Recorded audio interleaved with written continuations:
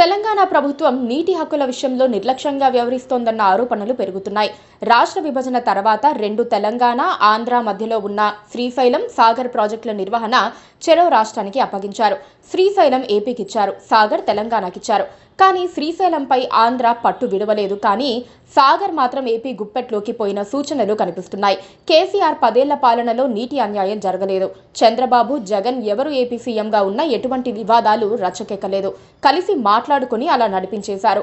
తాజాగా తెలుగు రాష్ట్రాల మధ్య అగ్గి లేకుండానే మంటలు పుట్టించేలా నాగార్జున సాగర్ డ్యాం వద్ద పరిస్థితులు అదుపు తప్పుతున్నాయి. రోజు రోజుకు ఏం జరుగుతుందో అనే ఆందోళన రెండు రాష్ట్ర ప్రజల్లో నెలకొంది. 2023లో కేంద్రం డ్యాంను ఆధీనంలోకి తీసుకుని భద్రతా సమస్యకు పరిష్కారం చూపిందని అంతా అనుకున్నారు. కానీ కేంద్రం ఎంట్రీ కూడా తాజాగా వివాదాలకు మరింత ఆజ్యం పోసేలా మారిందనే విమర్శలు వెల్లువెత్తుతున్నాయి. సాగర్ డ్యాం నీటిలో ఎప్పుడైతే పొలిటికల్ కలర్ కలిసిందో అప్పటి నుంచే అన్ని లెక్కలు మారిపోయాయనే వాదనలు వినిపిస్తున్నాయి. అక్కడ జగన్, ఇక్కడ కేసీఆర్ సీఎంలుగా ఉన్నప్పుడు అంతా సాఫీగా సాగిపోయింది. రాజకీయం స్నేహం రచ్చ వరకు రాకుండా చేసింది. ఇప్పుడు ప్రభుత్వాలు మారిపోయాయి. ఇక్కడ కాంగ్రెస్, అక్కడ కూటమి ప్రభుత్వం ఎంట్రీతో ఇప్పుడు సాగర్ డ్యాం వివాదంలో జరుగుతోన్న పరిణామాలు మరింత ఆసక్తిగా మారాయి.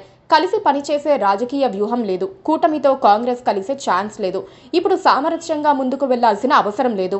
ఇదే ఉద్దేశంతో అటు ఏపీ, ఇటు తెలంగాణ ప్రభుత్వాలు డ్యాం వివాదంలో తెగే వరకు లాగేందుకు సిద్ధమయ్యాయి. సరిగ్గా గత అసెంబ్లీ ఎన్నికల పోలింగ్ రోజు ఏపీ పోలీసులు ఎవ్వరూ ఊహించని విధంగా డ్యాం పైకి ఎంట్రీ ఇవ్వడం, 13 గేట్ల వరకు స్వాధీనం చేసుకుని 2000 క్యూసిక్కుల నీటిని బలవంతంగా విడుదల చేసుకోవటం చకచక జరిగిపోయాయి. అది మా వాటా, మా హక్కు అంటూ ఏపీ అంటోంది.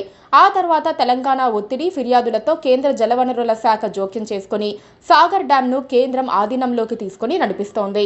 ఉన్నట్టుండి ఏం జరిగిందో అంతుచిక్కడం లేదు. కానీ తెలంగాణ వైపు డ్యాం వద్ద ఉన్న కేంద్ర బలగాలను వెనక్కి పిలిచారు. ఏపీ వైపు ఉన్న విశాఖ బెటాలియన్ కేంద్ర బలగాలను వెనక్కి పిలిచినట్లే పిలిచి మళ్లీ ఆపేశారు. డ్యాం వద్దే ఉండండి అని చెప్పడం వెనక ఆంతర్యం ఎవ్వరికీ అంతుచిక్కడం లేదు. అయితే ఈ విషయంలో ఏపీ రాజకీయ వ్యూహం, ఒత్తిడి కేంద్రంపై పని చేశాయనే విమర్శలు వెల్లువెత్తుతున్నాయి. చంద్రబాబు, మోడీ మధ్య ఉన్న రాజకీయ అవసరాలు, పొత్తు, స్నేహం ఇవన్నీ బాగానే పనిచేస్తున్నాయనే వాదనలు వినిపిస్తున్నాయి. అందుకే ఏపీకి అనుకూలంగా నాగార్జున సాగర్ డ్యాం నీటి వాటాల వివాదంలో ఏపీ వైపే కేంద్రం మొగ్గు చూపుతోందనే ఆరోపణలు ఉన్నాయి. అందుకే ఇటు రండి, అటు ఉండండి అంటూ ఏకపక్ష ధోరణిలో వ్యవహరిస్తోందనే టాక్ వినిపిస్తోంది. ఇలా ఆంధ్రాకు కేంద్రం వంతపాడటం వల్లనే ఇప్పటి వరకు చల్లారిన సాగర్ నీటి మంటలు మళ్లీ బగ్గుమంటున్నాయంటున్నారు.